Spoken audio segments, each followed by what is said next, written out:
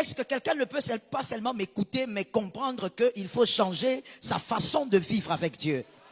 Je n'aime pas cet amen-là. Est-ce qu'il y a un enfant de Dieu qui peut comprendre que sa façon de vivre avec Dieu doit changer? Tu ne dois pas faire les bonnes choses pour Dieu quand ça va bien. Listen to me. Quand ça va bien le lundi, ça va mal le mardi, Dieu reste Dieu. Elkanah l'avait compris, il a compris que même quand ça va mal, quand tu es en bonne santé et quand on te dit qu'on doit t'opérer, tu dois continuer à avoir le même rythme pour Dieu. On fait le vœu, même quand le constat est amer. Peut-être que sa femme lui avait posé la question, Pénina, mais pourquoi tu continues à aller au temple?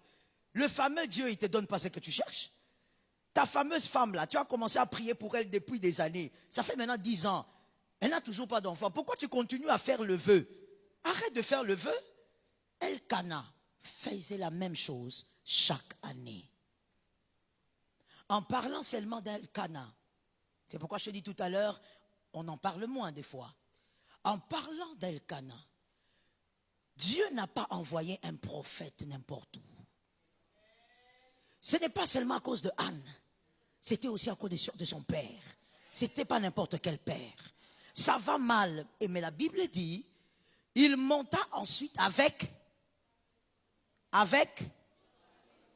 vous avez dit sa maison, vous ne voyez pas bien, celui qui voit bien, toute sa maison. Quand il veut faire le vœu pour Dieu, il dit à toutes les deux femmes et à tous les enfants, on part. Tu n'as pas de bébé, tout le monde voit que tu n'as pas de bébé, mais on part.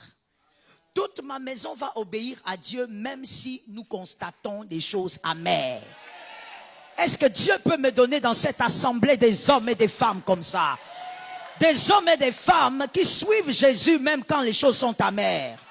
Même quand les larmes coulent, on fait des choses pour Dieu avec la même vitesse. Le même dynamisme.